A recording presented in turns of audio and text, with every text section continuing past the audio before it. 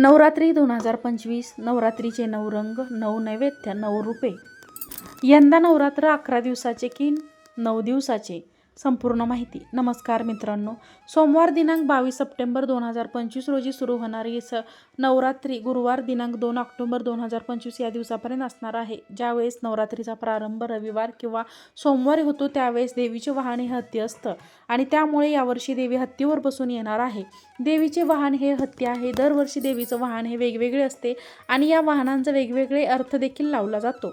जेव्हा देवी हत्तीवर येते तेव्हा भरपूर पाऊस पडतो आणि पिके चांगली येतात असे म्हटले जातं.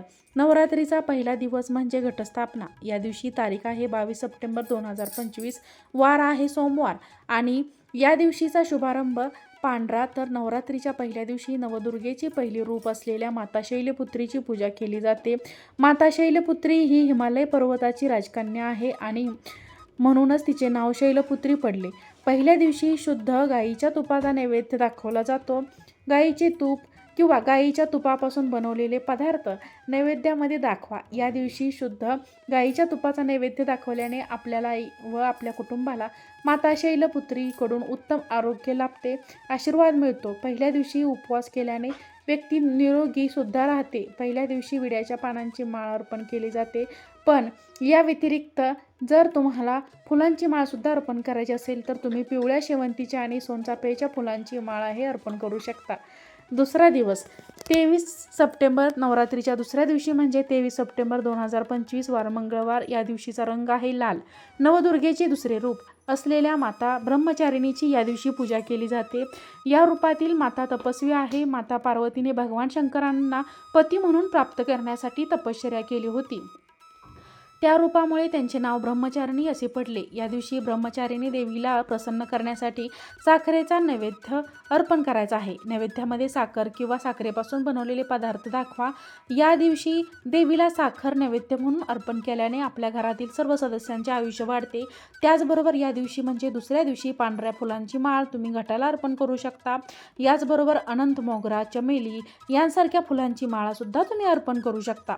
त्यानंतर तिसरा दिवस आहे 24 सप्टेंबर 2025 वार बुधवार. या दिवशीचा शुभ रंग आहे निळा. मातीच्या तिसऱ्या रूपात चंद्रघंटा देवीची पूजा केली जाते. माता चंद्रघंटांच्या कपाळावर चंद्र अर्धवट अवस्थेत आहे. चंद्रघंटा मातेची उपासना केल्याने सर्व इच्छा पूर्ण होतात आणि सांसारिक संकटापासून मुक्ती मिळते. या दिवशी चंद्रघंटा देवीला म्हणजे घटाला दुधाचा नैवेद्य किंवा दुधापासून बनवलेले कोणतेही पदार्थ, मिठाई किंवा खिरीचा नैवेद्य अर्पण केला जातो. चंद्रघंटा मातेला या दिवशी खीर अर्पण केल्याने उपवास करणाऱ्याला दुःखापासून मुक्ती मिळते आणि परम आनंदाची प्राप्ती होते. या दिवशी म्हणजे नवरात्रीच्या तिसऱ्या दिवशी घटाला निळ्या फुलांची माळ अर्पण करू शकतो. जसे की गोकर्णीचे निळे फूल किंवा कृष्णकमळाच्या फुलांची माळ आपण अर्पण करू शकतो. तसेच या दिवशी घटाला तुम्ही तुळशीच्या पानांची माळ घालू शकता. त्यामध्ये तुळशीची मंजिरी आल्या तरीही चालतील. तर अशा पद्धतीने एकदम साध्या सोप्या प्रकारच्या फुलांच्या तुम्ही पानांच्या माळासुद्धा आपण नवरात्रीच्या या 9 दिवसांमध्ये घटाला तसेच देवीला घालायच्या आहेत. देवीचा किंवा नवरात्रीचा चौथा दिवस 2025 म्हणजेच 25 सप्टेंबर 2025 वार गुरुवार. या दिवशीचा शुभरंग पिवळा. कृष्णमांडा नाव भुवनेश्वर आणि चौथी माळ आपण देवीला लवंगाची घालू शकतो. घटाला देखील तुम्ही लवंगाची माळ घालू शकता. 5, 7, 11 या संख्येमध्ये फक्त लक्षात ठेवा लवंग हे फुलासहित असावी. तर अशा पद्धतीने आपल्याला नवरात्रीच्या चौथ्या दिवशी लवंगाची माळ अर्पण करायची आहे. एका मान्यतेनुसार विश्वाची उत्पत्ती कृष्णमांडा मातेच्या उदरातून झालेली आहे. जो मनुष्य चौथा नवरात्रीचे पूर्ण विधीपूर्वक उपवास करतो त्यांचे सर्व रोग आणि दुःख नष्ट होतात असे म्हटले जाते. या दिवशी कृष्णमांडा मातेला मालपुवाचा नैवेद्य अर्पण केला जातो. बऱ्याच जणांना मालपुवा कसा बनवावा हे माहीत नाही, तर यूट्यूबवरती तुम्ही मालपुवा रेसिपी टाका, तुम्हाला ती मिळून जाईल आणि तो नैवेद्य तुम्ही या दिवशी दाखवू शकता. मंदिरात हा प्रसाद तुम्ही या दिवशी वाटला तर हे शुभ मानले जाते. या दिवशी देवीला मालपुवाचा नैवेद्य अर्पण केल्याने कृष्णमांडा देवीला माता प्रसन्न होते आणि व्रत करणाऱ्याच्या बुद्धीचा विकास होतो. त्याचबरोबर निर्णय घेण्याची त्यांची क्षमतासुद्धा वाढते. तसेच चौथ्या दिवशी घटाला केशरी अथवा भगव्या रंगाच्या फुलांची माळ, अबोली, तेरडा, अशोका या फुलांच्या माळा देखील आपण अर्पण करू शकतो. नवरात्रीच्या 5व्या दिवशी म्हणजे 26 सप्टेंबर 2025 वार शुक्रवार. या दिवशीचा रंग आहे हिरवा. या दिवशी नवदुर्गेच्या स्कंदमाता रूपाची पूजा केली जाते. आई स्कंदमाता ही कार्तिकेची आई आहे. 5व्या दिवशी मातेच्या या रूपाची पूजा केल्याने सर्व सिद्धी प्राप्त होतात. या दिवशी देवीला केळीचा नैवेद्य अर्पण करायचा आहे. या दिवशी देवीला केळीचा नैवेद्य अर्पण केल्याने शरीर निरोगी राहते असे म्हटले जाते. आणि या दिवशी घटाला बेल आणि कुंकवाची माळ अर्पण केली जाते. कुंकवाची माळ म्हणजे कुंकुमार्चन करायचं आहे आणि बेल म्हणजे बेलपत्रांची माळ आपल्याला अर्पण करायची आहे. अत्यंत महत्त्वाची माहिती, ज्यामुळे तुमच्या नवरात्रीच्या माळांमध्ये गोंधळ होणार नाही. लक्षपूर्वक ऐका. बघा, 27 सप्टेंबर 2025 वार शनिवार. या दिवशी ललिता पंचमीची तिथी रात्री 10 वाजेपर्यंत संपून मग षष्ठी तिथी लागणार आहे. त्यामुळे हा दिवस आपल्याला नवरात्रीची 6वी माळ किंवा षष्ठी म्हणून पाळता येणार नाही, तर अर्धी पंचमी अर्धी षष्ठी असे काहीशी स्थिती या दिवसांची आहे. त्यामुळे नवरात्रीचा 6वा दिवस आपण दिनांक 28 सप्टेंबर 2025 रोजी रविवारी पाळायचा आहे. या दिवशीचा शुभ रंग राखाडी. देवीला आपण मधाचा नैवेद्य दाखवू शकतो. नवदुर्गाच्या 6व्या रूपाची म्हणजे कात्यायनी रूपाची पूजा केली जाते. माता कात्यायनी हे ऋषी कात्यायनीची कन्या आहे. या दिवशी देवीला मधाचा नैवेद्य अर्पण केला जातो. या दिवशी मध नैवेद्य म्हणून अर्पण केल्याने आपले आकर्षण क्षमता वाढते असे म्हटले जाते. 6व्या दिवशी घटाला कर्दळीच्या फुलांची माळ अर्पण करायची आहे. यानंतर 7वा दिवस नवरात्रीचा म्हणजे सप्तमी दिनांक 29 सप्टेंबर 2025 रोजी सोमवार आहे. या दिवशीचा शुभ रंग तांबडा अर्थात नारंगी. या दिवशी देवीला कडाकणी नैवेद्य दाखवला जातो. देवीचे 7वे रूप कालरात्री, नाव जगदंबा आणि 7वी माळ तुम्ही देवीला तसेच घटाला झेंडूच्या पानांची किंवा पिवळ्या फुलांची माळ घातली तरीही चालेल. बऱ्याच ठिकाणी नवरात्रीच्या 7व्या माळेला पुरणाचे दिवे देखील लावले जातात, तर त्यांची आठवण इथे मी तुम्हाला करून देत आहे. 7व्या माळेला या सगळ्या गोष्टी तुम्ही करा. बाकी याचा सविस्तर व्हिडिओ आपण लवकरच आपल्या चॅनलवर अपलोड करणार आहोत. तसेच या दिवशी कालरात्री देवीला गुळाचा नैवेद्य अर्पण दाखवायचा आहे.